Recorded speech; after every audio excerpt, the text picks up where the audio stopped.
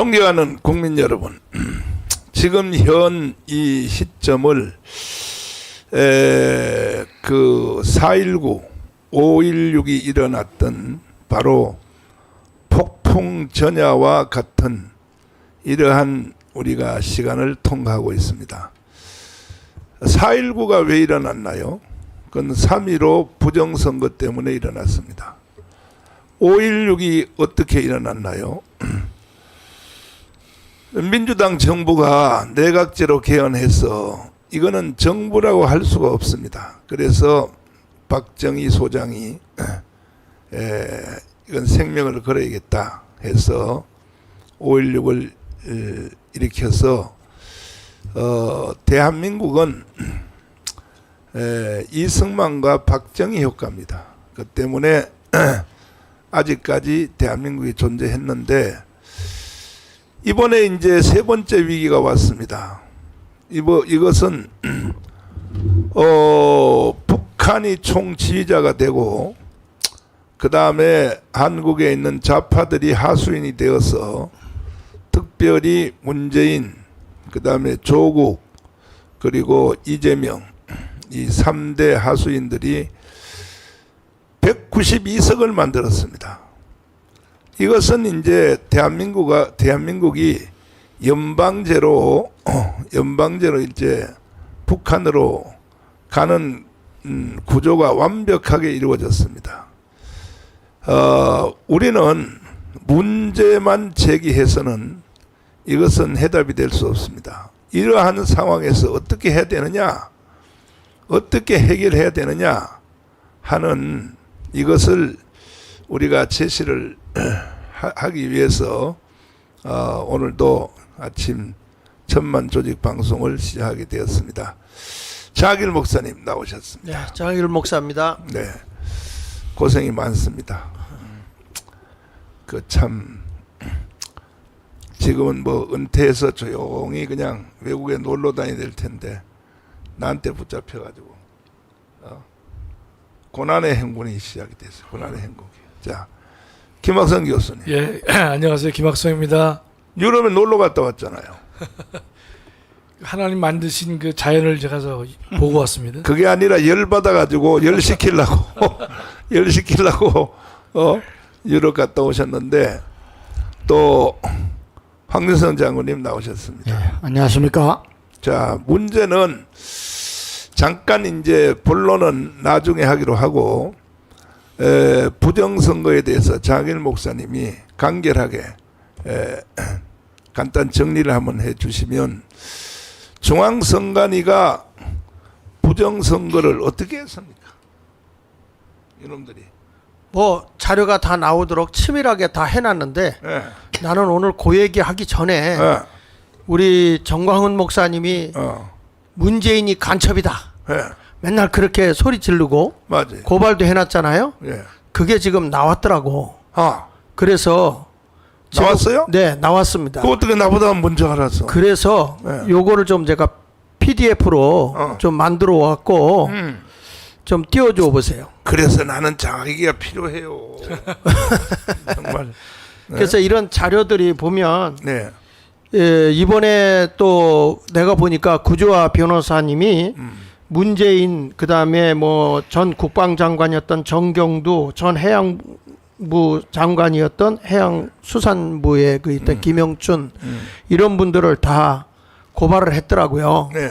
근데 그 근거 자료를 여기서 제가 찾아보니까 이 문재인이가 북한하고 그 강화 있잖아요. 네. 거기 그 넘어올 수 있는 한강 하구 해도를 네. 다 조사를 해가지고 그걸 USB로 해서 북한 애들한테 넘겨줬더라고요. 하하. 자, 다음에 넘겨서 한번 보시면요.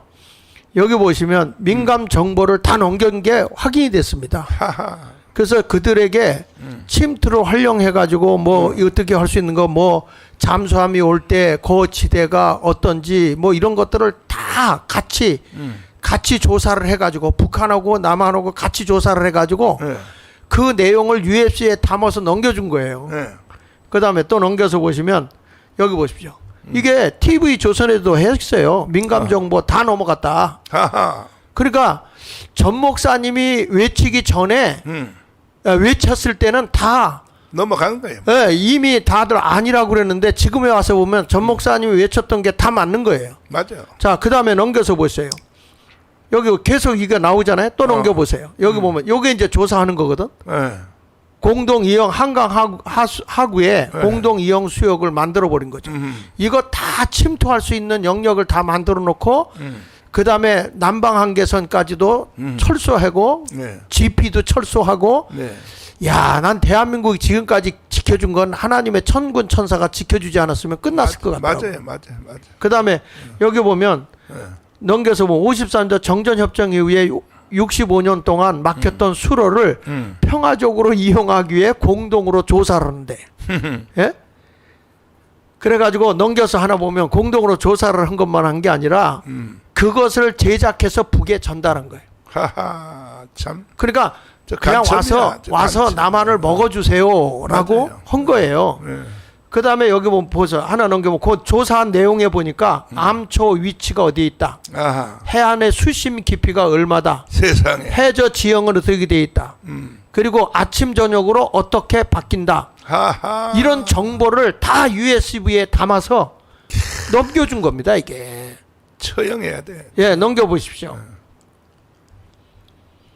그 여기 뭐 암초라고 돼 있는 것들은 수심으로 표현되어 있다고 보시면 된다. 해도의 기본적으로 그러니까 이 해상 지도를 그려가지고 조석 정보를 다 아침 저녁으로 줘서 올 수 있게 해놓고요. 여기 보세요. 조사한 방법에 보면 넘겨서 빨리빨리 해서 초음파로도 그거 다 조사해가지고 이거 이제 수심의 깊이까지 다 한 거예요. 그러니까 어서 오십시오. 오시면 요렇게 비켜서 들어오십시오. 지금 요 지역을 통해서 강화 지역에 지금도요. 이 남한에 난파됐던 간첩이 헤엄을 쳐서 넘어간 사건도 있습니다. 아하. 예. 그 다음에 또 넘겨서 보면요. 맞아요. 헤엄쳐서 네. 몇 명 넘어갔어. 네, 그렇습니다. 간첩들이. 그리고 넘겨서 보세요. 자, 여기 뭐 일방적으로 줬다고 하는 것은 군사적으로 민감한 정보를 우리 안보를 위해 할 수 있는 요인이 있다고 저는 봐요. 이렇게 우리 안보를 위해 할 수 있는 그런 짓을 했다. 이게 뭐 말도 안 되는 짓을 해요. 네. 그러면서 이제 여기 이제 우리가 이거 조건지 실진지 예, 저기 김정은이 오고 그때고 남방 한계선 거기 딱 서가지고 네.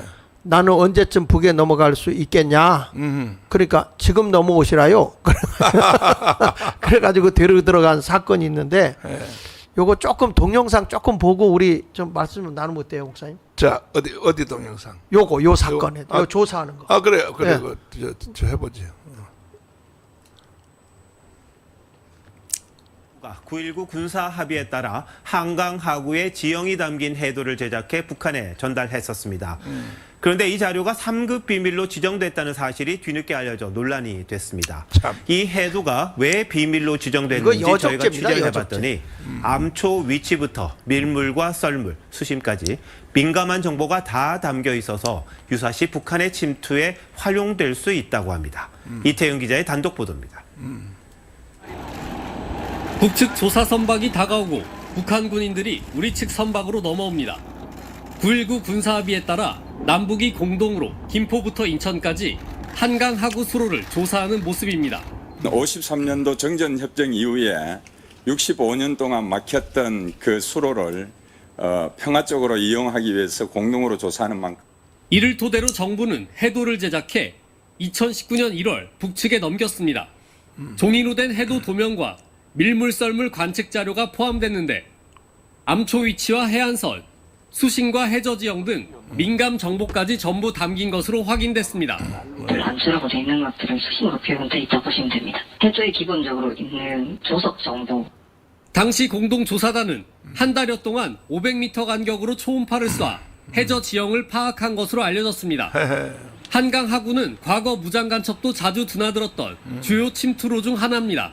일방적으로 줬다고 하는 것은 군사적으로 민감한 그런 정보를 우리의 안보를 위해할 수 있는 그런 요인이 저는 있다고 봐요. 그러니까 우리 안보가 위험하다는 거거든요. 그렇지.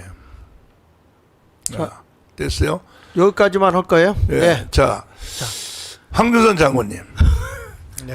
이게 1사단 관역, 1사단 그 임진강은 1사단 지역이죠.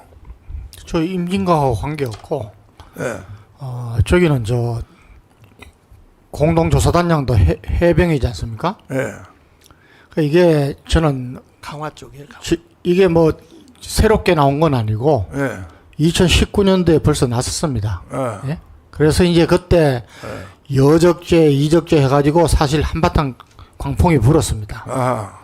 그래서 저는 이걸 뭐로 보느냐 하면은 예. 그때 저는 이제 뭐 저녁에서 광화문 그 태극기 집회 달릴 때니까 네.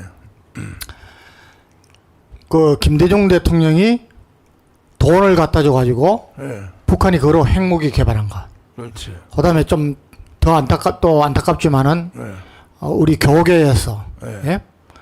북한을 지원한다고 송광서. 예. 그 가서 컴퓨터 갖다 주고 예. 그걸 계기로 가르쳐 주고 그게 지금 북한의 해킹 부대가 네. 아마 현재 북한의 해킹 부대가 그거는 곽선희 목사님. 예, 끌고 모으는 그 돈 없으면은 북한 더 어려울 겁니다. 네. 그 많은 역사가들이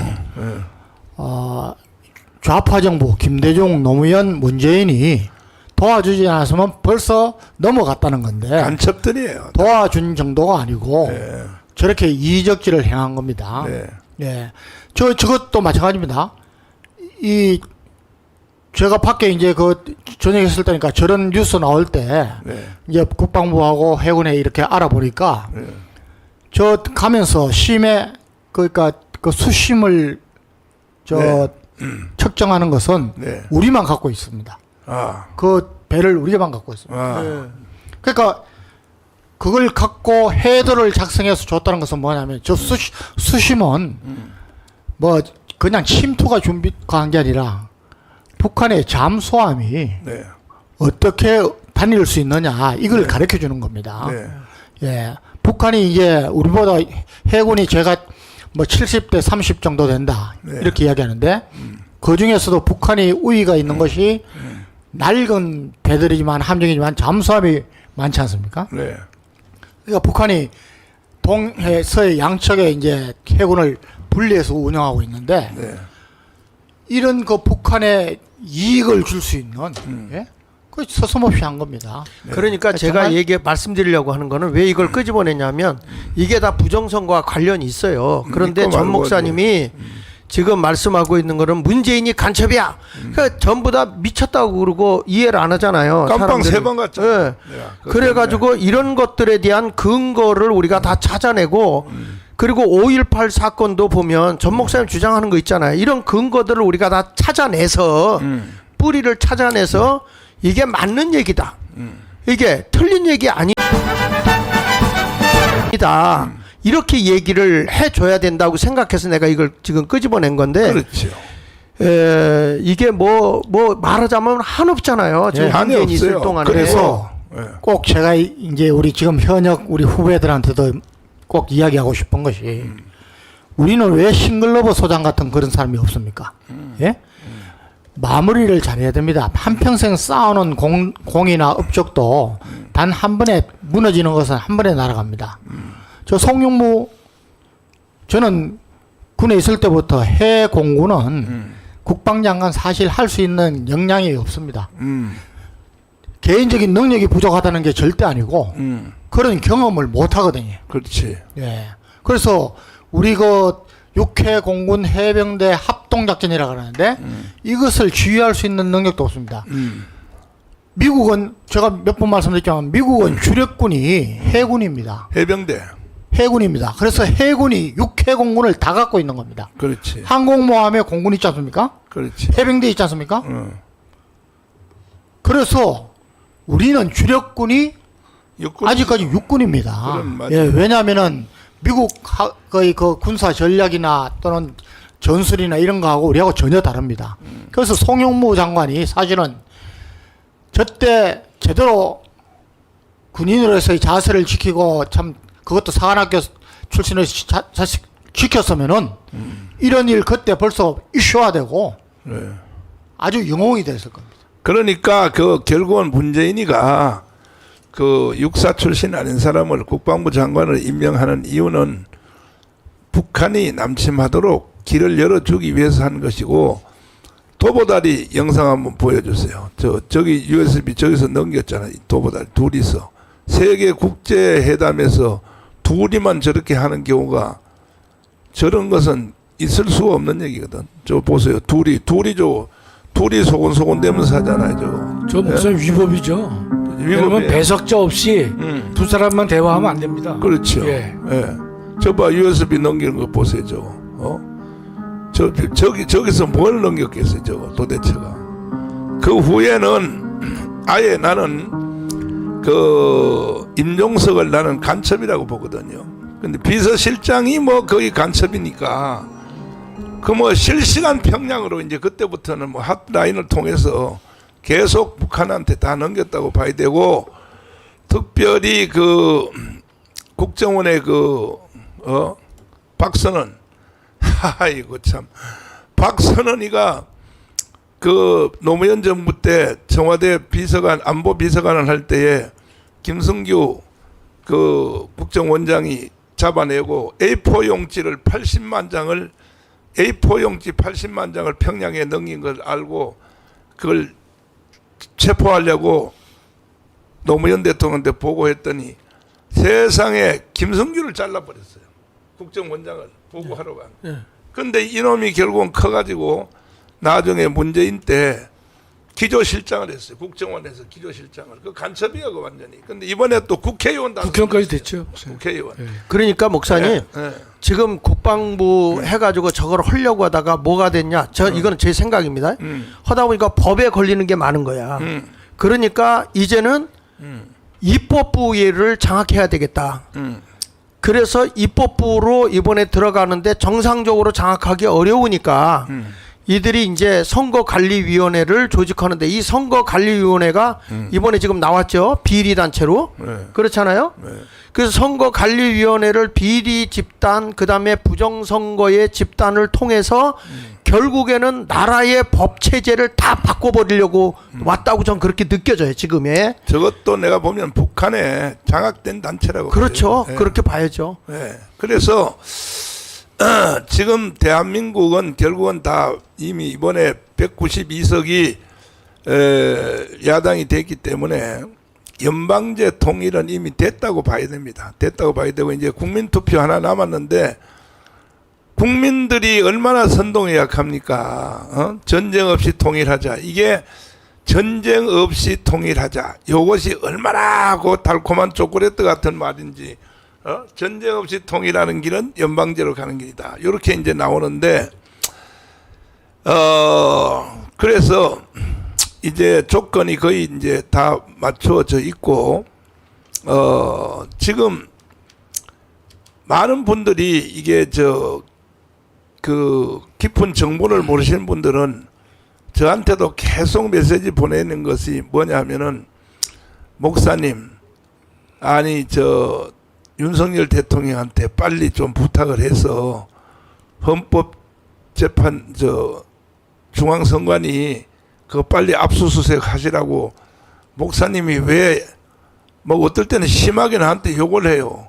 정광훈 너도 가짜야. 막 이렇게 윤석열 대통령한테 왜 빨리 중앙선관위를 압수수색하라고 안 한다면 정광훈 너도 의심스러운 놈이야. 막 실제로 욕을 해요, 나한테.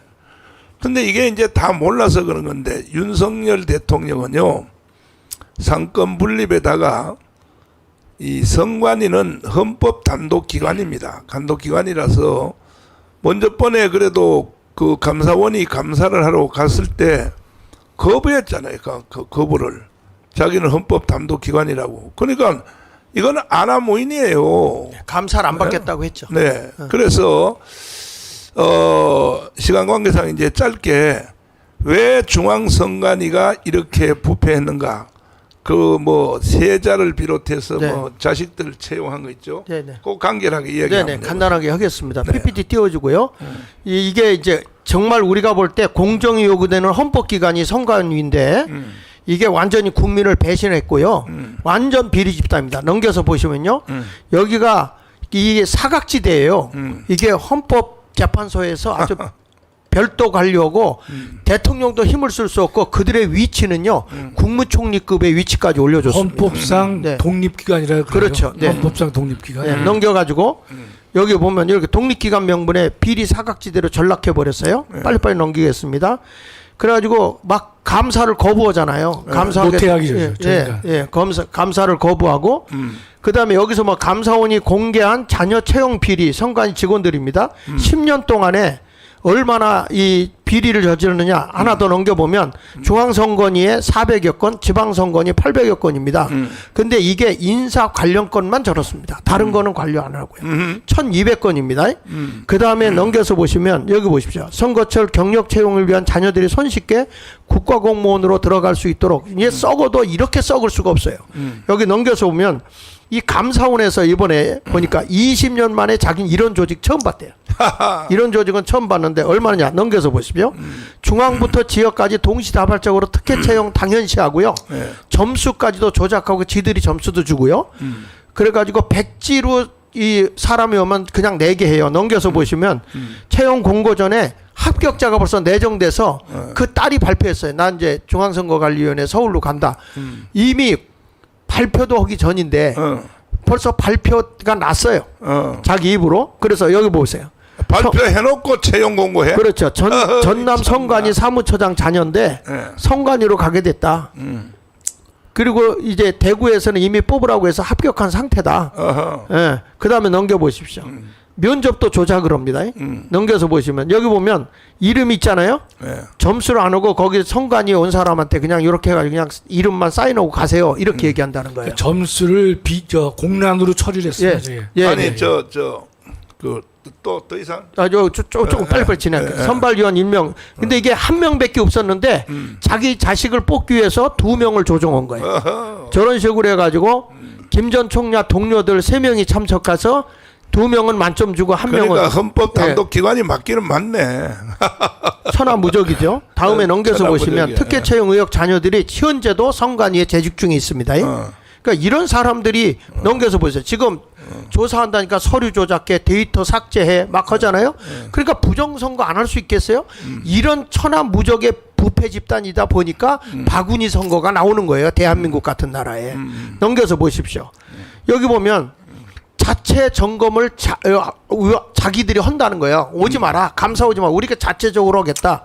자료 파기도 하고 말 맞추기도 하고 이런 일을 했어요. 그 다음에 뭐라고 했냐면 감사장 컴퓨터 인터넷 설치도 안 해주고 포렌식 이거 지운 거를 다시 복구하려고 해서 포렌식을 하려니까 그것도 거부하고 이게 선관위 감사원 감사 조직적 방해 사건. 우리가요 지금 청문회 해야 할 때는 국회가 여기라고 여기. 그렇지. 예? 그러니까 왜 국민의힘이 멍청하게 저렇게 하고 있는지 몰라. 다음에 넘겨서 아니 보면 그 같은 편이니까. 예, 선관위 조직적 증거 인멸하고 있잖아요. 퇴직시 무단 반출하고 감사대. 저 사람 김세환이라는 사람이 자기 아들을 세자라고 불렀잖아요. 지금도 뭐 대단하죠. 자기는 왕이고. 저 박찬진 저기 딸 특혜 채용했고요. 예, 변조한 거 다 드러났습니다. 또 넘겨보십시오. 아들 특혜 채용했습니다. 채용 문건 파쇄 지시하고 브란딩 면접에 거짓말로 말 맞추기도 했고요. 이런 기관은 처음 봤다. 감사원에서 보라고 남겨둔 건가 싶도록 채용 비리 증거가 그대로 있었다는 거예요. 잘못이라는 생각조차 없었다. 이런 거죠. 그러니까 이 견제받지 않은 성역이 적절한 감시가 지금 필요하게 되고 그 다음에 돈 없는 비리 행위의 선관위의 개혁의 목소리가 나오게 된 거고요. 자 보십시오. 결론으로 채용 비리 조직에 선거를 맡긴 거예요. 우리가. 그러니까 자유민주주의의 꽃이 선거잖아요. 근데 선거관리위원회가 이렇게 썩은 데가 무슨 짓을 안 했겠어요. 대한민국의 모든 선거는 부정입니다. 부정. 그래서 그런 건 세부적으로 하기로 하고 일단 여기까지만 제가 거기서 그다음에 좋은 내가 말씀하셨는데 제가 이제 물어보겠어요. 장로님, 네. 이 중앙선관위는 저 감사할 수 있는 방법이 전혀 없어요. 있습니다. 왜 안 돼요? 어떻게 할 수 있어요? 아니 감사원법에 의하면 감사가 될 수 있어요. 있는데 그동안에 안 한 거예요. 그걸 감사원이 할 수 있어요? 감사원이 이제 감사를 하면 감사 결과를 가지고 검찰에다가 수사를 의뢰하지 않습니까? 이번에도 수사를 의뢰했잖아요. 그러면 감사원이 직무유기했네. 그렇죠. 그럼 거기에 대해서 예. 이걸 꼭 아셔야 되는 게 민주당도 가만히 있고 국민의힘도 가만히 있잖아요. 선관위에 대해서 선관위가 저거 힘 있는 기관이 아니에요, 목사님. 그런데 힘이 있어요. 그 이유가 뭔가면 이 제도에 있는 겁니다. 지금 이제 선거법 우리가 이제 이번에 국회의원들 300명 됐잖아요. 네. 그럼 이제 이번에 선거에 그 흠이 있을 거란 말이죠. 네. 공직선거법을 위반한 흠들이 많이 있을 거예요. 그거를 저이 선관위가 권한을 갖고 있어요. 6개월 내에 해당자를 검찰에 고발할 수 있어요. 국회의원들을 당선자들에 대해서. 네. 그러니까 국회의원들은 여야를 불문하고 네. 6개월 동안 선관위에 대해서 아무 말도 안 합니다. 왜냐하면 믿게 보이면 선관위가 해당 이 국회의원의 당선자에 대해서 그 비리를 턴단 말이죠. 털면은 예컨대 내가 이거 이 공직선거법을 위반한 사례가 네. 드러날 확률이 높기 때문에 선관위의 저런 고난 때문에 여야가 모두 입을 다물고 조용히 있는 거예요, 목사님. 가장 나쁜 점이 저게요. 선관위를 해체해야 되겠어요. 선관위를 해체하고 거기 있는 그 사무 직원들 몇 명 남겨놓고 모든 선관위의 장들은 제일 밑바닥에 뭐 구까지 장들은 전부 다 목사들로 임명을 해야 돼요. 봉사직으로. 제가 알아본 목사들은 결과로는 사례비 안 받으니까 봉사 선거할 때만 네. 하고 사무 직원들만 쓰고 이렇게 해야지. 이건 누구를 믿을 수 있겠어 이게. 예. 지금 저기 우리 제가 알아보고 다 물어보고 한 결과로는 이 선거관리위원회를 우리가 감사원이 감사할 수 있는 뭐 우리가 거절하면 할 수 있는 법이 없어요. 그런데 조사해 보니까 전자정부법으로는 가능하더라고. 이게 전자정부법. 그거 좀 잠깐 올려줘 보세요. 선거관리 시스템에 아니 이거 말고 마지막에 지금 보낸 거 있어요. 지금 보낸 거. 그 선거관리 시스템 감리 가능하다 해가지고 법령에 의해서 전자정부법에 따라서 이게 가능하더라고. 다른 법으로는 안 돼요. 이게. 그래가지고 넘겨서 전산관리 시스템은 요거에 의해서 이 정부가 대통령령에 의해서 이거 할 수 있어요. 이 법령에 의해서 57조 이렇게 해가지고 그래서 여기 보면 옆에 그 법령이 다 따라 있거든요. 그래서 이거를 찾아와서 해보니까 이게 이제 가능하고 요 법으로 해야지 다른 법으로 아무리 해도 자기들이 거절하면 할 수가 없더라고. 이게 아주 천하무적이에요. 그래서 넘겨서 하나 보시면 정보시스템 관리 기준이 여기 법령이 다 있어요.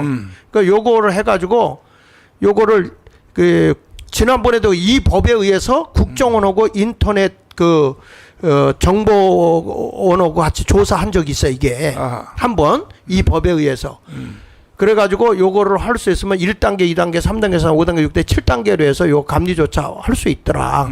그러니까 요 법에 의해서 할 수 있으니까 대통령도 이 법으로 착수하면 됩니다. 자 지금요 잠깐만요. 지금 목사님이 안 된다고 그러셨는데 안 해요. 감사원법 24조를 한번 찾으세요. 감사원법 24조.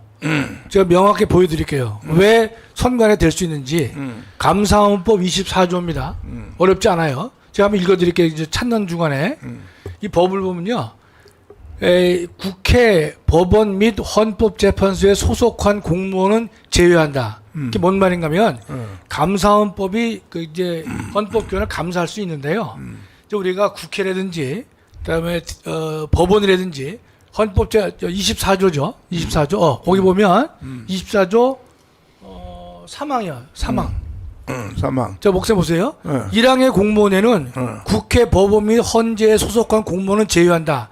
이게 무슨 말인가면 감사원이 모든 국가기관에 감사를 할 수 있는데 국회라든지 법원이라든지 헌법재판소는 독자적인 헌법기관이거든요. 거기에 소속된 공무원은 못한다고 돼 있어요. 그쪽 보시면 저 헌재는 중앙선관위는 없잖아요, 목사님. 제1항의 공무원에는 국회, 법원 및 헌재에 소속한 공무원은 제외한다. 저렇게 법조문을 둔 이유는 뭐가 있냐면요. 선거관리사무라고 하는 것은 독자적인 입법, 사법, 행정에 속하지 않아요. 선거사무는 행정 업무에 속합니다. 그렇잖아요. 그렇지. 국회는 법을 만드는 곳이죠. 법원과 헌재는 이 독립된 사법기관이란 말이죠. 그렇지. 중앙선관이라고 하는 것은 선거관리라고 하는 것은 그 업무가 행정 업무에 불과해요. 그렇기 때문에 감사원법에서 저 조항을 만들 때 이 선거 관리라고 하는 것은 넓은 의미의 행정권에 속하기 때문에 그 소속 공무원을 감사할 수 있다라는 전제에서 저걸 만들었잖아요, 목사님. 네. 명시로 나와 있잖아요. 국회, 법원 및 헌재에 소속한 공무원은 제외한다 그랬으니까 중앙선관위는 저게 포함이 안 됩니다. 아니, 잘한 거예요. 아니 헌법재판소에 소속한 공무원이잖아요. 아니 그러니까 이건 중앙선관위죠, 헌법. 아니 그러니까 지금 그 선거관리위원장이 어디 소속이냐고요. 별도죠, 별도. 아니죠. 단독기관이에요. 헌법재판소의 대법원장이잖아요. 아니. 몰라서 그거는 아니고 그거는 단독 기관이야. 그건 단독. 헌법재판소가 헌법기관이에요. 아니고. 헌법재판소는 있잖아. 그 저 있죠. 대통령 탄핵하는 거. 별도 헌재가 있고 그게 헌법재판소. 법원이 있고 국회가 있고 예. 별도로 중앙선관위가 별도로 아니다요. 있어요. 자, 이래서 결국은 총체적으로 이제 부패를 해서 결국은 이놈들이 제대로 안 해가지고 부정선거가 일어났다 이 말이야. 자, 일단은 우리 빵표 나온 지역부터 한번 띄워보세요. 제일 우리가 부정선거에 피해를 본 사람이 자유통일당입니다. 보세요. 빵표가 뭐 빵표. 아니 73곳이야. 한 표가 100곳이고 두 표가 115곳이고 세 표가 150. 다 합하면 460개야. 어떻게 이런 일이 일어났냐 이거 이런 일이.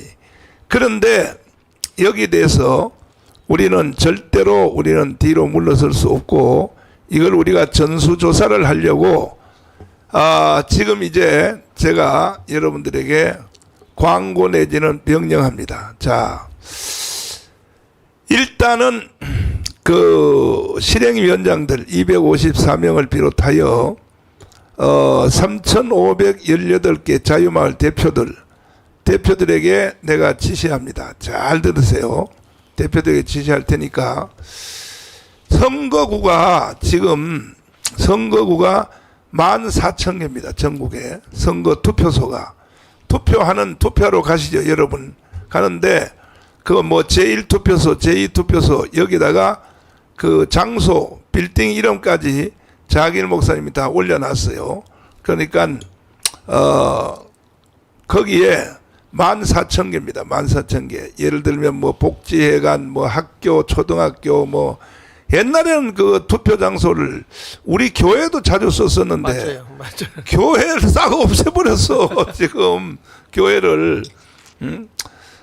그래서 14,000곳에 일단 사이트 한번 올려주세요. 14,000곳에 이 부정선거 감시단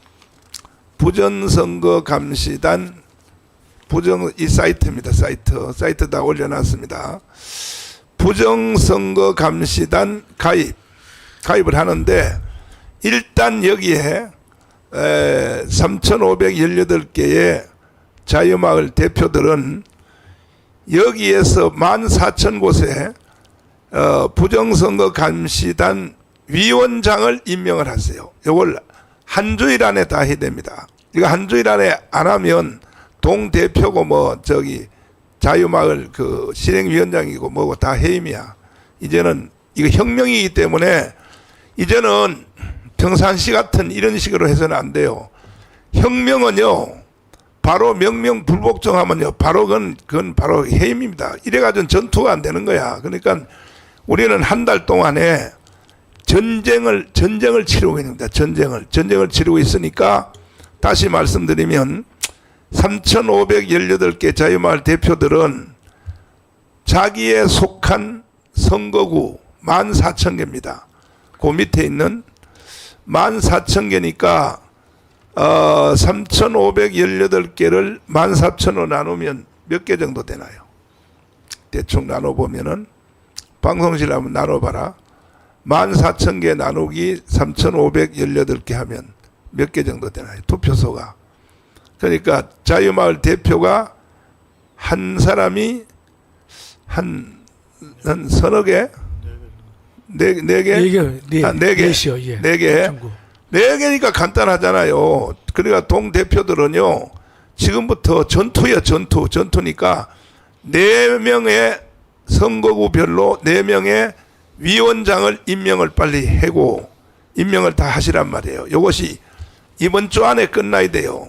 다음 주 안에, 한 주일 안에 다 끝나야 됩니다. 위원장을 다 임명을 하면 그럼 14,000명의 투표소별로 선거감시단 위원장이 임명이 될 겁니다. 그 다음에 일반 회원은 아까 그 사이트에 올린 대로 여기다가 일반 회원은 여기다 넣으면 돼요. 자기 지역에 속한 사람들은 일반 회원은 거기다 등록하면 됩니다. 왜냐하면은 가장 기초적인 이 선거가 무너져 버리면 민주주의고 국가고 뭐 이거는 개판이 되는 겁니다. 그래서 이제 이거는 국가가 못하기 때문에 이건 우리가 할 수밖에 없어요. 우리가 교회가 나서서 할 수밖에 없습니다. 그래서 다시 간결하게 말씀드리면 3,518개의 자유마을 대표들은 4명의 자기 밑에 있는 4명의 투표소별로 위원장을 빨리 임명을 하시라 이게 한 주일 안에 임명을 하시고 임명된 사람들은 여기에 중앙에서 만들어서 샘플을 보여줄 테니까 깃발을 다 만들어요. 깃발을 깃봉 이건 다 우리가 전달할 테니까 깃발을 딱 세워놓고 그리고 그 다음 주 안에 이번 주 안에 이거 완성이 돼야 돼요. 완성이 되고 그 다음 주입니다. 이제 다음 주죠. 다음 주에 일주일 동안 월요일부터 토요일까지 자유통일당을 찍은 사람들한테 일주일 하는 거니까 우리가 선거를 다시 하는 거예요. 선거를 자유통일당만 다시 하는 거예요. 노트 한 권을 14,000 곳에 노트 한 권을 딱 놓고 위원장이 거기서 지키고 그 다음에 또 위원들이 옆에서 같이 둘러싸서 일주일 동안 자유통일당 찍은 사람들을 내가 조정동에다가 광고도 할 겁니다. 저녁에 늦게 와도 좋고 밤 10시에 와도 좋고 아침에 6시에 와도 좋고 출퇴근 시간 자유롭게 와서 자유통일당 찍은 사람들은 뭘 하냐면은 이름하고 핸드폰 번호를 써 주십시오. 거기다가 노트를 거기다 놓을 테니까 이렇게 해서 전수조사를 하면 이거는 4.19 이상의 폭발이 일어나게 돼 있습니다. 이미 벌써 어제 우리가 대구하고 부산을 집회를 했는데 아무리 생각해도 내가 이해할 수가 없어요. 나는 내 인생 지금 올해가 내가 나이가 99살인데 99년을 살면서 인생의 최고의 내가 위기를 맞이했어요. 최고의 위기를. 절대로 나는 목숨을 걸고 이것을 나는 그냥 넘어갈 수 없습니다. 그래서 이 말에 순종하지 않는 사람들은 전부 다 해임이야, 해임. 자유마을이고 그 실행위원장이고 뭐고 다 해임입니다.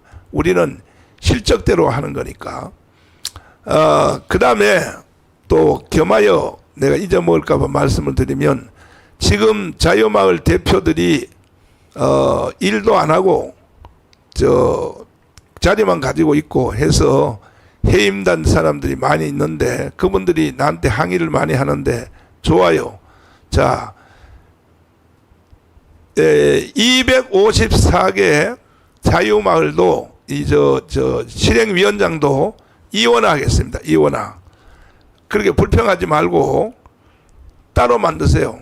따로 만들어서 등록을 하세요. 등록하시면 그러면 254개 자유마을 대표가 실행위원장이 배가 될 겁니다. 배가. 그래서 경쟁체제로 우리는 시장 경제니까 경쟁체제로 할 테니까 이제 뭐 잘렸다고 불평하지 마시고 나한테 찾아오지 마시고 따로 만드시라고. 따로 만들어서 경쟁시켜.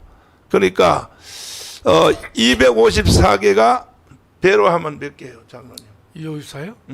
508. 508. 508개로 운영할 테니까 잘 들으세요. 그러니까는 그러면 그 위에 실행위원장도 해야 돼. 그 위에는 단장들이지. 그 단장들. 광역위원장들. 예, 예. 광역위원장들도 이원화 체제. 이원화 해야 돼. 이원화해요. 그것도 경쟁해서 이원화할 테니까 이렇게 해야 되지. 이게 뭐 자리 한 개 찾아왔다고 해가지고는 일도 안 하고 그냥 밑에 사람들 잔소리를 하고 그렇게 해서는 안 된단 말이야. 그러니까는 그동안 우리가 5년 동안 광화문 운동한 것이 다 무너지게 생겼어요 지금. 그러니까는 여러분들이 꼭 그렇게 실천해 주시기 바라고, 요거는 또 다음 기회에 더 자세히 말씀을 드리는데, 일단은 14,000개의 투표소별로 위원장 임명하고, 그 다음에 핸드폰 가지고 그 지역에 속한 이 자유통일당을 찍은 사람들은 위원으로, 감시위원으로 등록을, 아까 사이트 다시 한번 보여주시면 이 위원으로 속속속속 등록을 해 주셔서, 그리고 나서 이제 이번 주 한 주일 동안은 이것을 다 셋업을 할 것입니다. 하고 나서 그 다음 주에 한 주일 동안은 투표를 할 것입니다. 투표 간단해요. 그냥 노트, 대학 노트 한 개 놓고 나는 자유통화를 찍었다 하는 사람은 이름하고 핸드폰 번호만 써 주고 가시면 됩니다. 어제 부산에서 내가 집회를 하면서 보니까 부산 대구에 집회를 했는데 어마어마하게 모였어요. 분해가지고. 역대 이후로 내가 그 평소에 자유마을 한 거는 저리 가라야.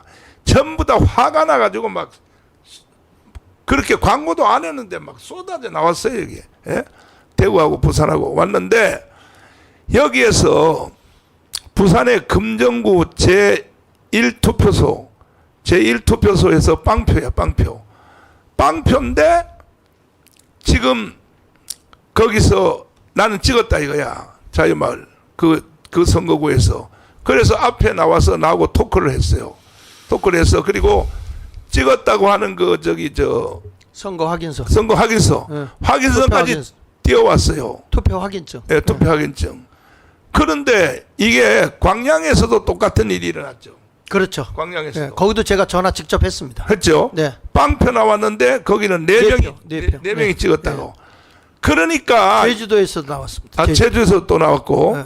그런데 이것이 지금 빵표 나온 지역만 이렇게 부정선거한 게 아니라 14,000곳에서 전부 숫자를 다 줄였다고 보는 거야. 우리는. 아니 그보다도 네. 투표지를 분할하는 데 있어서 자유통일당 자체를 빼버렸다니까요. 그 영상 한번 보여주세요. 자, 투표지를 분류하는 데서 세상에 우리가 8번이지 않습니까? 근데 7번 투표함을 놓고 7번 놨죠. 이게 그러면 다음에 8번이 있어야 될 거 아니야, 8번이. 그런데 어떻게 9번으로 가냐 말이야, 9번으로. 저도 저걸 봤는데요. 네. 궁금한 게 네. 저게 어디에 저게? 여기 양평입니다. 양평. 양평. 네. 양평. 그래서 개표위원이 예. 직접 찍은 겁니다. 양평의 개표위원이 찍어서 찍어서 보내온 거고, 그분이 여기 방송에서 나오겠다고 합니다. 그 자료를 다 갖고 있어요, 이분이. 동영상까지. 이것도 심각한 선거 위반이야. 그렇죠. 그러면 그런데 그분이 본 거는 8번이 어디로 가냐는데 기타로 기타와 무효. 기타와 무효 쪽으로 하는데 자유통일당으로 글로 다 쌓여 있더라는 거예요. 아니 근데 8번은 7, 8, 9를 하고 나머지를 기타로 해야죠 이게요. 그렇지. 왜냐하면 우리가 정당에 국회의원이 있어서 정당이 됐잖아요. 그러니까 8번이 반드시 돼야 되는 거잖아요. 당내 정당인데. 그러니까 그렇죠. 원내 정당인데. 네, 얘들이 이걸 가지고 지금 내가 보기에는 우리 표를 다른 데다 나눠줬고 우리는 300만 표를 도둑 맞은 걸로 보면 됩니다. 장로님. 네. 헌법학자 자랑만 하지 마시고 빨리 머리 깎아요. 삭발하고서 하시고 선관위에 가서 텐트 한 개 쳐놓고. 목사님 저기 여기서 보내온 사진, 내가 아까 저 보내준 사진 좀 한번 올려보세요. 이게 얼마나 웃기는 짓들을 하고 있냐면은 지금 요거는 뭐냐면 저쪽에서 본 건데, 저기 투표 참관인 관리인의 도장이 없어요. 헤헤이. 이게 개표가 된 겁니다. 헤헤이. 자, 그 다음에 넘겨서 보십시오. 이게 양평에서 일어난 일입니다. 자, 이게 무슨 얘기냐면, 그 위에 그 함에 이렇게 봉하는 거 있죠. 전체 봉하는 거. 아니, 그 전에. 하나 더. 봉하는 거 있잖아. 스티커 붙여놓은 거. 스티커 붙여놓은 거. 함. 그거 안 들어갔어? 스티커 붙여놓은 거. 자, 그래서 이게 잠깐 설명을 하면 그 아까 그걸 보세요. 요걸 보면 요 넘겨보세요. 네, 요 보면 요거를 이렇게 딱 이렇게 여기다가 자를 놓고 이거 닫아놨어요. 그러면 여기다 투표함을 넣을 거 아니에요. 넣을 거 아니에요. 네. 그리고 이걸 봉을 해요. 봉을 했는데 나중에 딱 빼가는데 우유 뚜껑만 딱 걷고 아까 그 포대자루 있죠. 그것만 들고 껍데기 이렇게 있죠. 근데 아까 그건 봉을 했단 말이야. 봉을 했는데 맞아. 그 껍데기가 벗겨져 있어요. 벽에도 있어. 이거 하나 아닙니까? 개판이야. 그리고 이런 식으로 가가지고 하고 지금 그 동영상 내가 보낸 거 있어요. 요거 자루에다 넣는 거. 그것 좀 한번 보여주시면 얼마나 부실하게 했는지 이거 한번 보세요. 예. 표 자루를 찢어 가짜 표를 집어넣고 다시 꿰맨 것은 아닌지 의심한 적도 있었는데요. 마침내 비밀을 알아냈습니다. 현실 탐욕 캐릭터 이번 4.10 총선 역시 부정선거였습니다. 소리 좀 키우세요. 비상식적인 당일 투표와 사전 투표 간의 괴리는 물론이거니와 개표 현장에서 발견되는 다양한 물증이 이를 증명하고 있습니다.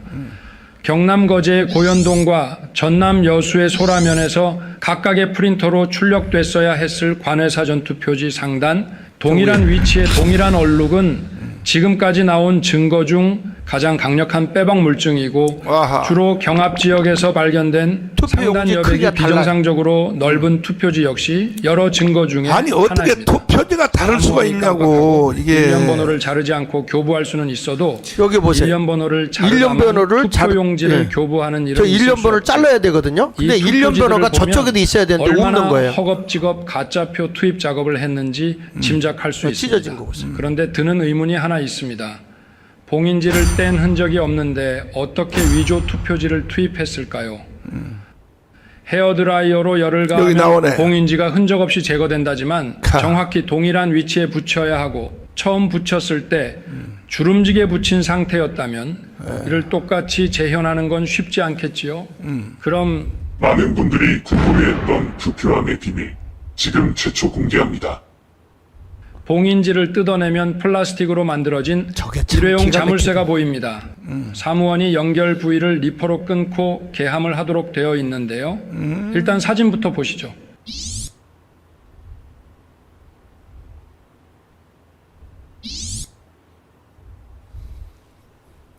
이미 오래전부터 했다는 누구죠? 거예요. 공통점을 발견하셨나요? 네, 봉인지의 폭이 일회용 자물쇠의 길이보다 짧아서 자물쇠의 일부가 밖으로 드러나 있습니다. 예외 없이 모든 봉인지가 그렇습니다. 왜 봉인지의 폭을 이렇게 만들었을까요? 봉인지의 폭을 넓게 만들어서 자물쇠의 양끝을 감싸면 봉인지를 건드리지 않고는 자물쇠를 제거할 방법이 없게 되지요. 그래서 봉인지를 자물쇠보다 좁은 폭으로 만든 것입니다. 봉인이 되어 있는 투표함에 자물쇠의 양끝 또는 한쪽 끝을 도구로 잡고 잡아당기면 플라스틱으로 만든 허술한 자물쇠는 쉽사리 해제가 될 것입니다. 보십시오. 자물쇠라고 하는 것이 걸리는 곳 하나 없이 장난감처럼 만들어져 있습니다. 그런데 플라스틱으로 된 관외사전 투표함이나 당일 투표함의 경우 자물쇠를 해제해도 여전히 투표함 뚜껑뿐만 아니라 투표함 본체에도 봉인지가 붙어 있기 때문에 어느 한쪽을 떼내야만 가짜 표를 투입할 수 있습니다. 이럴 경우 뗐다가 다시 붙인 쪽에는 이렇게 흔적이 남겠지요. 하지만 아까 말씀드린 헤어드라이어를 부분적으로 쓴다면 얼마든지 표 안 나게 작업할 수 있을 것입니다. 한편 관내 사전투표함의 경우 황당하게도 운반의 편의성을 구실로 플라스틱 함 대신 부직포로 된 자루를 사용하고 있는데요. 그래서 투표함과 유사한 형태의 받침대를 사용합니다. 그러다 보니 투표함 아니 투표 자루의 구조도 달라서 봉인지를 이런 형태로밖에 붙일 수 없게 되어 있습니다. 허술한 자물쇠만 제거하면 얼마든지 투표 자루의 뚜껑을 열 수 있는 것입니다. 게다가 관내 사전 투표 자루는 당일 투표함이나 관외 사전 투표함과는 달리 자물쇠의 위치가 함몰되어 있기 때문에 봉인지를 부착할 때 공간이 저렇게 뜨게 튀어나오게 하는 되므로 거예요, 옆에. 훨씬 수월하게 자물쇠를 제거할 수 있도록 설계되어 있습니다. 한마디로 이 관내사전 투표 자료는 가짜 표를 집어넣기 위해 고안된 것이라고 할 수 있습니다. 그리고 가짜 표를 투입하는 대신 아예 미리 준비한 가짜 표를 채운 자료로 통째로 바꿔치기 할 수도 있겠지요. 아까 본 가짜 투표지 중 국민의힘 후보에게 기표된 것도 있는 것을 볼 때 투표지 수를 맞추기 위해 아예 자료를 통째로 바꿔치기 했을 가능성도 있습니다. 아무리 속이려고 해봤자 다 들통나게 돼 있습니다. 사전투표함 보관실의 CCTV에 대한 비밀도 곧 공개하겠습니다. 네, 거기까지만. 부정선거 하면 다 자, 이 투표 조작은 이번이 아니고 벌써 20대, 21대, 이번에 22대 계속 했는데 20대 해봐도 문제 제기가 없고 21대 해봐도 문제 없으니까 이번에는 아예 담대하게 노골적으로 완전히 이런 식으로 한 거야. 이런 식으로. 그래서 그 증거들은 지금 백일화에 다 드러나고 있고 이것은 우리가 반드시 밝혀낼 것입니다. 네, 이거 확인해 보니까 목사님 이 사전선거 투표가 얼마나 부실했는지 그래서 이게 지금 우체국으로 우리가 투표하면 우체국으로 보낼 거 아니에요. 그렇죠. 그래서 이제는 이게 과학기술정보통신부에서 선거관리위원회 빼고 그쪽으로 가서 우리가 뭘 하면 되냐면 사전투표 한 거를 그들이 몇 장을 어느 지역 걸 받았다, 몇 시에 받아서 어디로 보냈다는 근거가 다 있어요. 그것만 띄우면 됩니다. 그리고 저쪽 받은데 그러면은 어디서 숫자가 부풀렸는지를 다 알게 됩니다. 그래서 우리가 이걸 알아본 결과 사전투표 조작한 걸 보면요, 기가 막힙니다. 여기 보면 뭐가 나오냐면 사람이 신분증을 가지고 이제 스캔을 하거든요. 네. 스캔을 해요. 그리고 이 지문을 찍었습니다. 인식을 합니다. 그러면 그 사람이 뭐가 되냐면 그렇게 찍은 사람이 투표인수가 되는 거예요. 예, 그래서 투표인수가 되어져 가지고 가서 투표를 해가지고 투표 봉투에다가 넣습니다. 예? 투표인수에다 넣어가지고 요걸 가지고 우체국으로 다 보내면 우체국에서 몇 시에 받았다, 몇 편은 어디로 가고 몇 편은 어디로 갔다는 게 다 보냈다는 근거가 나와요. 받은 숫자, 보낸 숫자. 그러면 이게 보내고 나면 저쪽에 받은 데가 있을 거 아니에요? 그렇지. 거기서 몇 시에 받아서 어느 선거위로 보냈다고 하는 거, 몇 표를 받아서 몇 통을 보냈다고 하는 게 나와야 돼요. 그렇죠? 그러면 그걸 받은 걸 가지고 개표소에 가서 쏟아 놓습니다. 그렇게 되면 선거 인수하고 투표수가 같아야 됩니다. 무슨 말이냐면 여기 처음에 당연히 같아야지. 예, 같아야죠. 예. 그런데 지금 다릅니다. 그리고 지금 저 하남에서는 투표한 사람보다가 개표한 표수가 더 많다며. 예, 물론 이제 그런 것도 있는데 이제 보세요. 그리고 저 사람들이 딱 해가지고 보면 국외에 거주하는 사람이 부재자 투표에서 신고한 사람이 902명입니다. 902명. 근데 저기에 보면 선거인수가 1046명입니다. 어떻게 투표할 사람보다 선거인수가 더 많죠? 참 그러니까 이제 예. 그 말인데. 지금 아까 한 얘기가 그거죠. 그렇죠. 예. 아니 그러니까 투표하러 갈 때 제일 먼저 그 서명을 하고 자기 확인 신분증 내놓지 않습니까? 그러면 선거 들어갈 때 저 자기가 확인한 것을 하고 한 숫자보다가 투표 나온 결과가 더 많아, 숫자가 더 많아. 저게 어떻게 있을 수가 있냐니까. 그리고 이거는요. 네. 이 투표를 할 때 하나 넘겨서 좀 봐주세요. 여기 보면 선거 최초 투표인수는 절대 공개하지 않습니다. 이 사람들이. 이게 기준이 있어야 되거든요. 기준이 없어요. 그러니까 투표 시 신분한 컴퓨터로만 하고 오프라인에 기록하지 않아요. 근거가 없어요. 누가 가서 했는지가. 그래서 이번에 빨리 뭘 해야 되냐면 지워지기 전에 주민등록증으로 스캔하고 그 지문으로 인식했을 때 누구인지 나왔잖아요. 그걸 우리가 빨리 보관 신청을 해야 됩니다. 보관은 이미 다 했고요.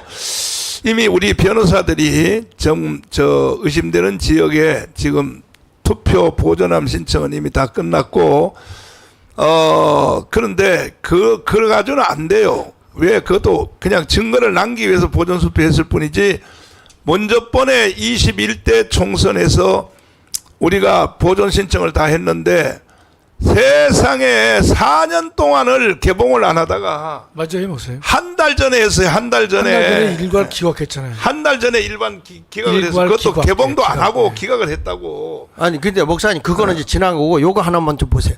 우체국에 배송된 투표 봉투 개수하고 개표 시작하려고 쏟아난 개수가 같아야 됩니까? 달라야 됩니까? 같아야지. 그런데 그게 달라요. 예? 그다음에 기권자 수는 사전 투표에 있을 수가 없어요. 그 다음에는 뭐냐면은 사람들이 투표를 다 하고 난 뒤에는 꼭 접잖아요. 예. 투표 용지를. 예, 예. 예? 자기가 누구 투표했는지를 감추기 위해서 100%다 접잖아요. 접어가지고 투표함에다 넣지 않습니까? 아 저거는 이제 봉투에다 넣는 거거든요. 사전 투표는. 사전 안에, 투표는. 예. 봉투에다 넣는 거거든요. 그런데 거기서 뭐 기권자 수라는 게 저걸 찾아보니까 저게 투표 수가 아니고 기권자 수라는 게 없어요. 허수예요. 허수. 없어. 이게 숫자를 맞추기 위해서 쟤들이 산정값을 기준값을 지들이 정해놓은 거예요. 컴퓨터에다가 프로그램으로. 근데 인천에는 투표함이 세 개가 하루 종일 없어졌다가 네. 나중 그 다음날 그 다음날 찾았는데 그 다음날 찾았어요. 근데 그게 투표 개표된 숫자가 이미 올라가 있어요. 올라가 있어. 세 통이 그 없어졌어요. 사이 하루 종일 조작했다는 거지. 그렇죠. 네? 그래서 저걸 허수를 기권수로 돼 있는 걸 빨리 까야 됩니다. 저거. 장 목사님 네. 궁금해서인데 조작 3번 보면 예. 기권자 수는 사전 투표에서는 있을 수 없는 허수입니까? 그렇죠. 왜냐하면 네. 장로님 내가 저기 사전 투표로 가려고 할 때 몇 네. 명이 기권할 수 있다고 생각하세요? 아니 그러니까 가서 물론 네. 거의 없겠지만 가서 사전 투표 가서 네. 기권할 수도 있잖아요. 그건 안 돼요? 아니 무슨 기권을 해요? 어떻게?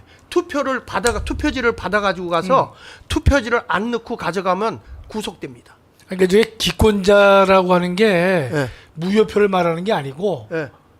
아니 기권자라는 건 투표를 안 한 게 기권자잖아요.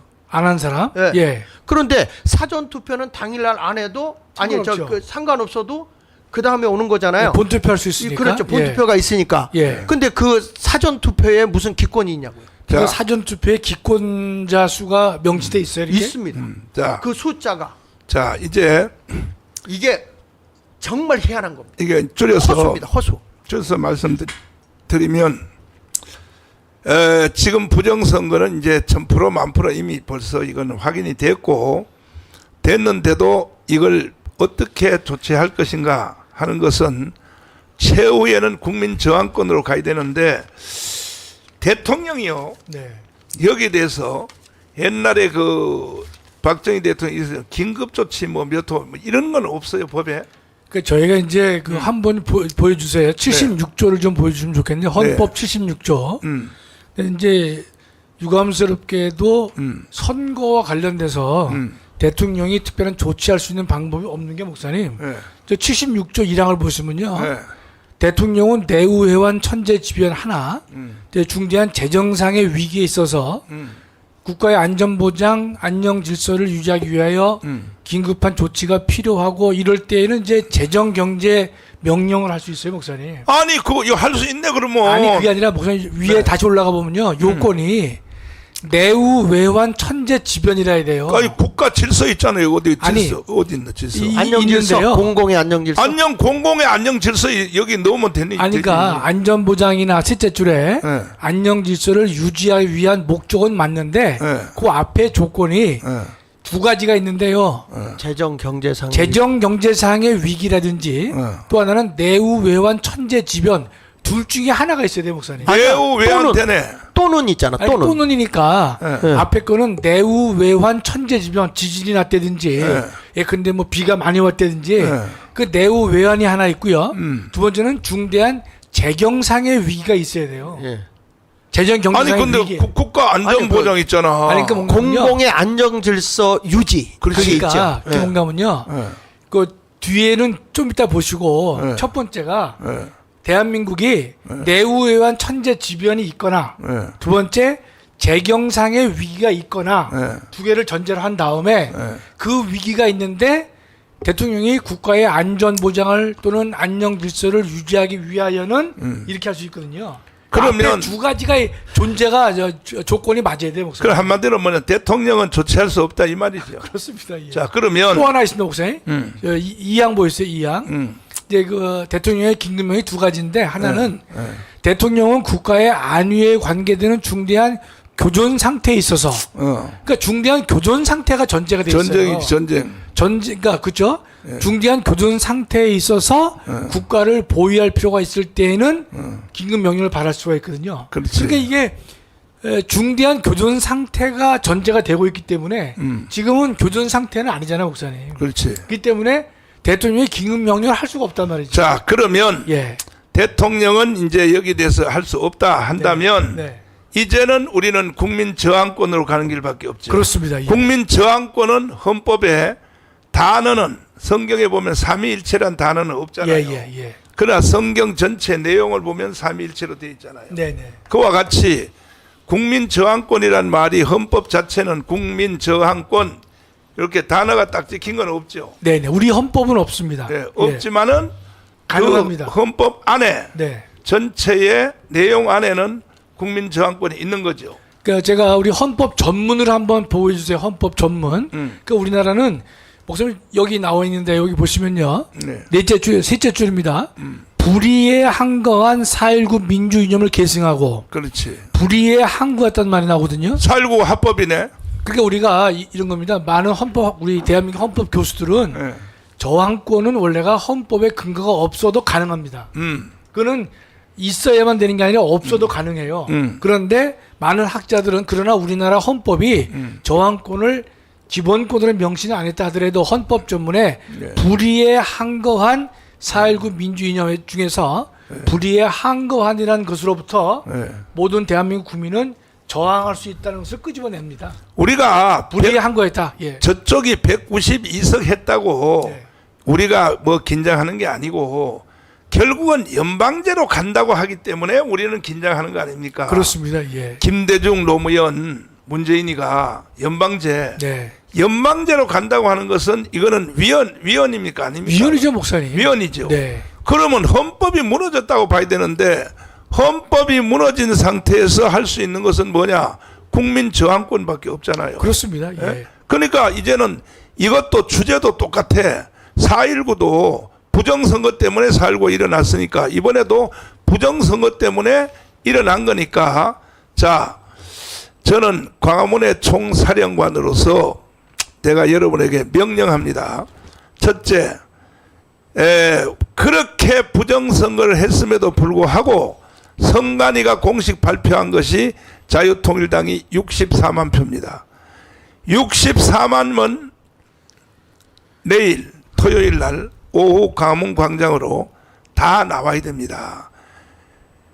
자유통일당을 찍은 사람이 헌법이 유린되고 연방제로 북한으로 넘어가는 것이 이제 내가 볼 때는 이게 올해 안에는 반드시 이루어질 것이라고 봅니다. 이런 상태를 보면서 침묵하는 것은 이것은요 범죄 행위입니다. 그러므로 내일 오후 1시까지 64만 명은 다 나오시기를 바라고 그 다음에 자 30만 목회자 목사가 왜 목회를 목사님 그거는 더 이상 얘기할 필요가 없는 게 신사참배 때 목사들 다 신사참배 했어요. 95% 했어. 그러니까 기대하지 말라고요. 기대하지 말라고. 그럼요.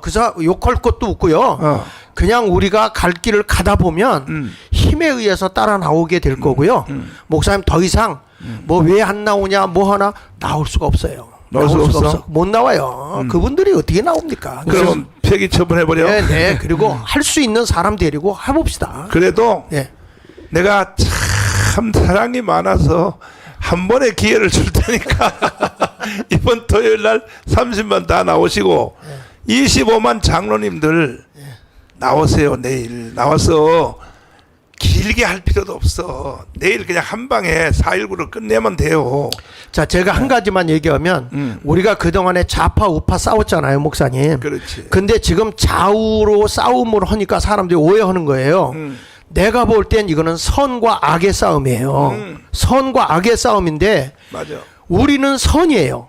저쪽에 있는 더불어민주당에 있는 일부들 이렇게 보면 악이 악. 악은요 악이야. 예. 거짓말을 막 해요. 그렇지. 막 해요. 맞아. 막 욕을 퍼붓고 솔직한 얘기로 이재명이가 자기 형수한테 욕한 거 보세요.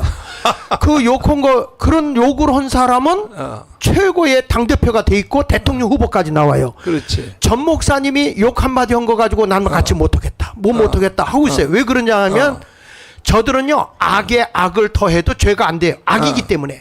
우리는 선이다 보니까 조금만 잘못하면 왜 그래 이렇게 되다 보니까 우리는 방패요, 방패. 저들은 창과 공격기를 가지고 공격하는데 우리는 방패를 갖고 하다 보니까 성경에 말한 대로 비둘기같이 순결하고 뱀같이 지혜로우라고 그랬잖아요. 이제는 우리도 전 목사님이 욕을 하고 뭐 한 건 이제 밑에 사람들은 욕하면 안 되고. 아니 나는요 욕을 해도 개새끼밖에 안 해. 나는 큰 욕 별로 안 한대. 아니 그러니까 그런 욕은 밑에 사람들한테는 하면 안 돼. 아니요, 난 위에 계속 사람, 할 거야. 위에 사람에게 하라고. 위에 사람은. 나는 계속 하는데 네. 그다음에 예. 세례교인들 1,700만 세례교인들 예. 아니 왜 세례를 받습니까, 여러분? 그거요 제2의 천주교 되면 안 돼요. 주일날 교회 가서 찬송 부르고 기도하고 뭐 헌금한다고 예배가 됩니까? 그걸 예배라고 생각합니까? 그러면 안 돼요, 여러분. 정신 똑바로 차리시고. 그리고 30만 목회자들 어느 교회든지 10%는 있어요, 좌파가. 그 10%한테 저 눈치 보느라고 이제 두고 보세요. 90% 잃어버립니다. 결국은요, 우리가 계속 방송하고 하기 때문에 성도들이 눈을 먼저 뜰 것입니다. 뜨면 목사님들 다 쫓겨나요. 결과적으로 10%가 무섭습니까? 90%가 무섭습니까? 성도들 중에 90%는 우파예요. 아직도 몰라서 지금 성도들이 그렇게 있는 것이지. 왜 종교개혁이 왜 일어났습니까? 종교개혁이 말틴 루터가 종교개혁을 왜 했습니까? 이게 말로 악과 선의 싸움이라면 악과 선의 싸움. 그럼요. 네. 그러니까 선을 추구하는 사람은 다 나와야 되고, 그렇죠. 악을 지지하는 사람은 그걸 따라가야 돼요. 그러니까 나는 우파인데 좌파도 아니고 중도야. 이건 안 돼. 선과 악의 중도는 없어요. 그렇죠. 그렇기 때문에 우리는 선으로 우리는 분명히 악을 이기라고 그랬어, 성경에. 그렇죠. 그 선으로 악을 이기기 위해서 우리 함께 해야 됩니다. 그 다음에 황준호 장군님. 제한군의 회원이 1200만이잖아요. 예. 회원이 같이 붙어 사는 부인하고 합치면 2400만이잖아요. 근데 거기도 애 새끼 하나씩은 다 낳았으니까 합치면요 3000만이잖아요. 맞습니다. 빨리 명령하세요. 쓰리스타가 명령을 해야 권위가 있으니까 하사가 명령하니까 말빨이 안 서. 내일 강문 광장으로. 여러분, 네. 방관하는 국민, 악에 대해서 저항하지 않는 크리스찬 네. 정말 안 됩니다. 우리 재앙군인의 우리 가족들은 나라를 위해서 평생을 바친 분들 아닙니까? 이런 부정선거에 증거가 점점 드러나는데 이거 그대로 두면은 앞으로 영구적으로 우리 보수우파 집권 못합니다. 영구적으로 가는 게 아니라 몇 년 내에 연방제로 북한에 먹힙니다. 먹혀.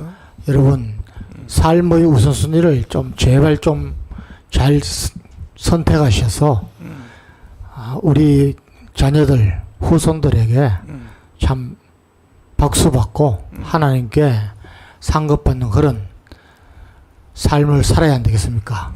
내일 꼭 나오십시오. 기도합니다. 자, 장일 목사님. 네.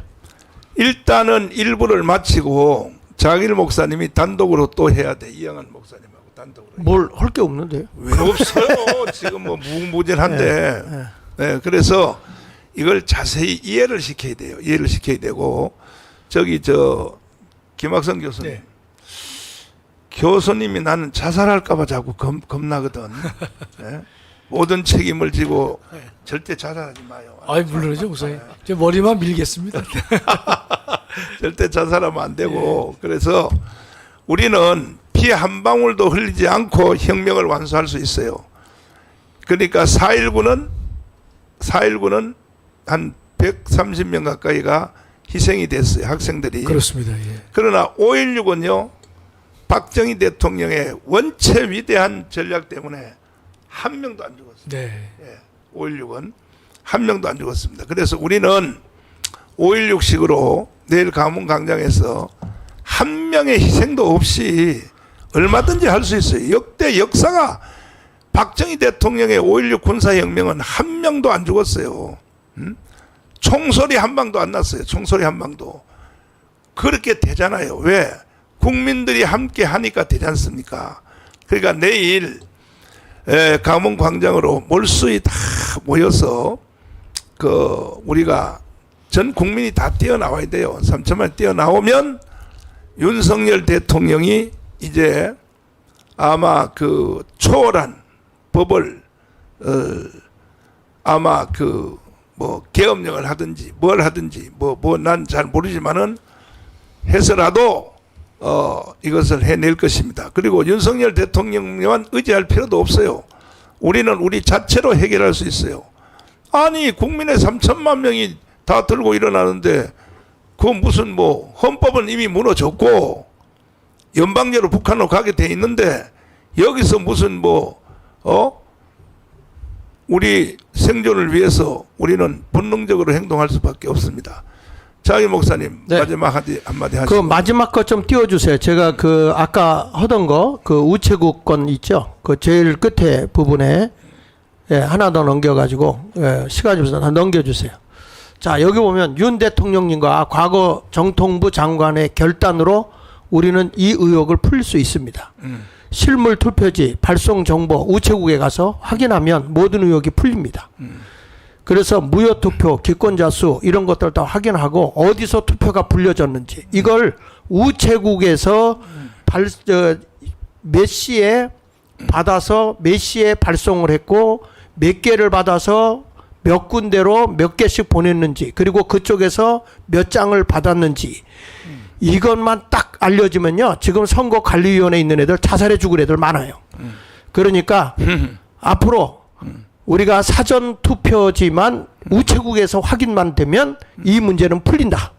전 그렇게 봅니다. 그리고 우리 자유통일당 분명하게 지금 거짓된 영표 나온 데서부터 투표한 사람이 나왔단 말이에요. 이거 하나 가지고 이미 우리는 4.19 혁명과 같은 혁명을 맞아. 일으켜야 됩니다. 확실한 근거잖아요. 그치. 자기는 자유통일당 회비를 10,000원씩 낸다. 내가 그러면 딴 데 찍었겠냐? 당연하지. 금정구에서 나는 맞아. 자유통일당 찍었다. 이거 하나만 갖고도 분명히 알 수 있는 거예요. 그러니까 이런 것을 우리가 알고 이제 우리 대한민국의 모든 국민은 일어나야 합니다. 한 가지 물어보는데 네. 저 당일 투표 있죠. 네네. 당일 투표에는 부정이 없어요. 당일 투표. 당일 투표는 그것도 일부는 있다고 봐지는데 부정할 하기가 시간이 없죠. 시간이 없어요. 네. 이 개표 옮기. 왜냐하면 얘들이 사전 투표는 기간이 많이 있고 시간이 있고 막 이렇게 옮겨다 싣고 이거 빼가지고 이쪽으로 옮기고 저쪽으로 옮기면서 얼마든지 집어넣을 수가 있어요. 우리가 작년에 대만 투표하는 걸 봤잖아요. 네네. 대만 투표하는 것은 전부 수개표 하지 않습니까? 그렇습니다. 발정자 네. 이게 써가면서 그 자리에 사전 투표가 없죠. 네, 사전 투표 없고 사전 투표가 없고요. 그렇게 이제 수개표를 다 하는데 이것이 전 유럽, 프랑스, 독일 다 해서 투표는 저게 정답이라고 전 세계가 공감했지 않습니까? 그렇습니다. 그런데 왜 우리는 이번에 대만식으로 왜 안 하냐는 이거지. 이게 컴퓨터에 연결되는 순간에 산정값으로 움직이기 때문에 아무리 국민이 투표를 해도 해커에 의해서 이 당선자가 결정되는 겁니다. 그렇기 때문에 컴퓨터를 독일이나 영국이나 프랑스가 안 쓰는 거예요.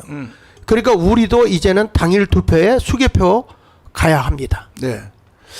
자, 목사님 저도 한말 네, 네, 말씀하세요. 못했습니다. 아, 예, 말씀. 1분만 하겠습니다. 1분만. 네, 네. 그 저항권에 대해서 말씀 올리면요. 우리 헌법에는 이제 저항권 규정이 없지만 저항권이라고 하는 것은 헌법에 규정이 있어야만 행사된 것은 아닙니다. 국가 권력이 국민의 기본권을 유린히 한다든지 또는 헌법의 기본 질서를 파괴했을 때는요. 누구든지 언제든지 어디서든지 언제 어디서 누구든지 국가 권력에 저항할 수 있는 것이 저항권입니다. 따라서 헌법에 근거가 없어도 가능한 것이에요.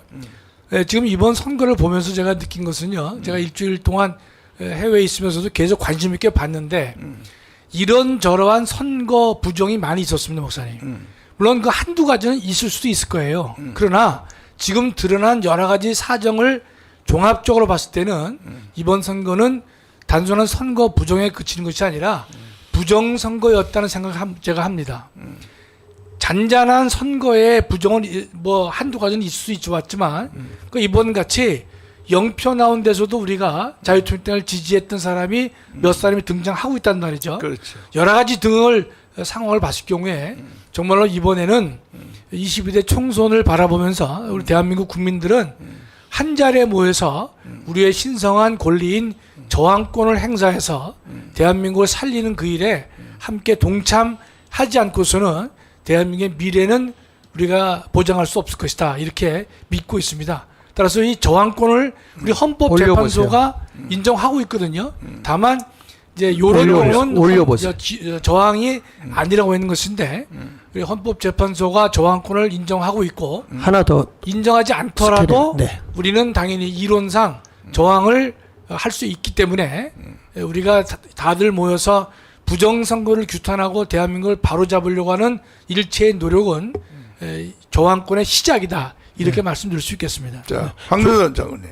아까 했습니다. 네, 했고. 그러면 보세요. 자, 쟤들이 저렇게 조작했음에도 불구하고 우리가 64만 표가 나왔거든요. 그 64만 표를 전국 선거구 투표별로 나눠보면 180표가 나오거든. 180표가. 평균이요? 예. 평균. 아니 그러니까 자기들이 다 부정선거해서 64만이라고 지들이 발표했잖아요. 근데 이걸 나눠보면 180표는 나와야 되거든. 선거구별로. 근데 빵표, 한 표, 두 표가 뭡니까 이것이. 우리는 절대로 뒤로 물러설 수 없어요. 물러설 수 없고 저희들은 순교의 정신이라도 이 대한민국을 북한한테 넘겨줄 수 없습니다. 자, 전자정보처리헌불의 얘기를 들어보면 우리 자유통일당은요 나누기 3에서 나누기 5를 했다고 그렇게 얘기를 하더라고요. 그러니까 무슨 얘기냐면 우리가 300만 표를 도둑 맞은 거예요.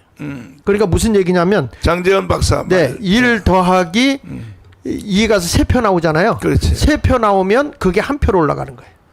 나누기 3이니까. 그거 중앙선관위의 전산과 5명이 그렇게 조작해놨다는 얘기 아니야. 그렇습니다. 네, 자, 그래서 이제 우리가 어제 부산 대구에 우리가 집회하면서 구호를 만든 게 있는데 구호 한번 띄워주시기를 바라고, 자, 이 구호를 우리가 외치고 마치도록 하겠습니다. 자, 부정선거를 바로잡기 위해서 우리는 4.19 혁명으로 갈 수밖에 없습니다. 첫째, 한 달 안에 1000만 조직을 완성하자. 자, 제가 앞에 선창할 테니까 완성하자는 우리가 알아서 하십시오. 예. 한 달 안에 1000만 조직을 완성하자. 완성하자. 두 번째입니다. 부정선거 감시단 전국 1만 4천 투표소를 조직하자. 자, 세 번째입니다. 3개월 안에 총선을 다시 하자. 자, 여러분 여기서 방송을 마치고 내일을 위해서 전체가 다 지금 준비하시길 바랍니다. 버스 대절할 땐 대절하시고 수도권에서만 다 나와도 이건 끝나는 거예요. 그러니까 함께 해주시길 바라고, 이어서 또 자길 목사님 또 이영환 목사님이 이어서 방송을 계속 진행하도록 하겠습니다. 저희들은 또 물러가도록 하겠습니다. 감사합니다. 네. 감사합니다. 11시 반부터 하겠습니다. 11시 반부터. 예, 6분 쉬고 하겠습니다. 11시 반 사이에 그러면은 우리 영상 또 틀어주세요. 존경하는 5,300만 국민